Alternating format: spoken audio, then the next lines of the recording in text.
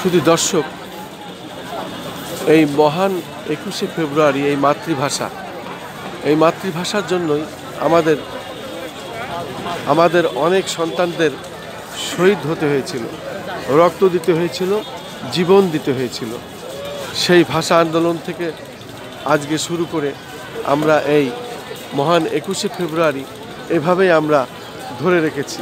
এবং আমরা দেখতে পাচ্ছি আজ সকাল থেকেই আমরা এখানে এসেছি এবং শ্রদ্ধা নিবেদন করেছি। 12টা 1 মিনিট থেকেই এখানে কুসুমমাল্য অর্পণ এই দেবীতে শুরু হয়েছিল, শ্রদ্ধা নিবেদন শুরু হয়েছিল। এবং আজকে আমরা দেখতে পাচ্ছি বিভিন্ন স্তরের বিভিন্ন বয়সের মানুষেরা এখানে আসছেন, তারা শ্রদ্ধা নিবেদন করছেন। এবং এইভাবে আমরা দেখতে পাচ্ছি বিভিন্ন বয়সের বিভিন্ন শ্রেণী পেশার মানুষেরা এবং বিভিন্ন জায়গার মানুষেরা এখানে এসেছেন, তারা শ্রদ্ধা নিবেদন করেছেন। শ্রদ্ধা নিবেদন করা হয়েছে বোধহয়। আলহামদুলিল্লাহ। আচ্ছা, তা এখানে এসে কেমন লাগছে?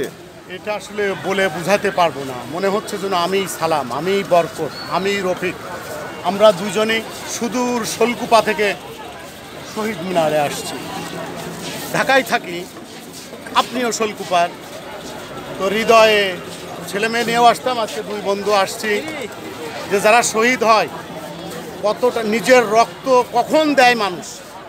আমরা 52 সালে টের পেয়েছি, আমরা 71 সালে টের পেয়েছি, 90-এর আন্দোলনে টের পেয়েছি, 24-এর জুলাই আগস্টে টের পেয়েছি।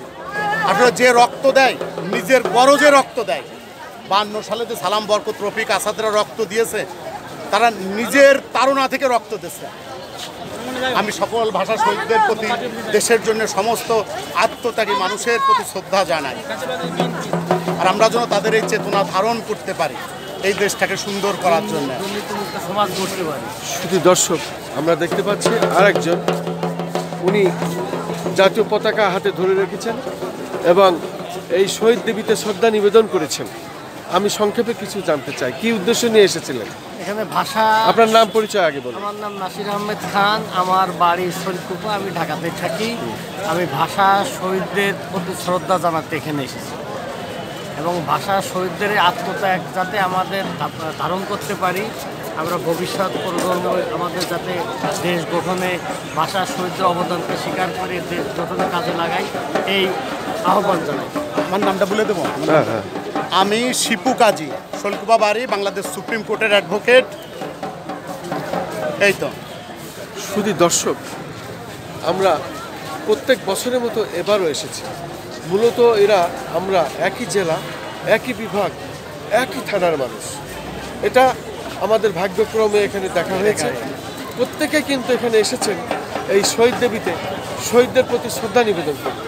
এবং এই শ্রদ্ধা নিবেদন শেষে আমরা আমাদের চ্যানেলগুলির পক্ষ থেকে ধারাবাহিক যে কাজগুলি সাধারণত আমরা করে থাকি, ঠিক তার ধারাবাহিকতায় আজও আমরা এটা প্রচার করে যাচ্ছি। আমি খন্দকার মাসুদুজ্জামান, আজকে এই শহীদ দেবী থেকে রাজধানী ঢাকা।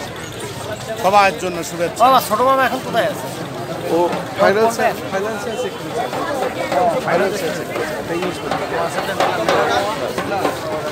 আমি একটু এলাকার লোক আচ্ছা মতো সাইজ করে দিচ্ছি।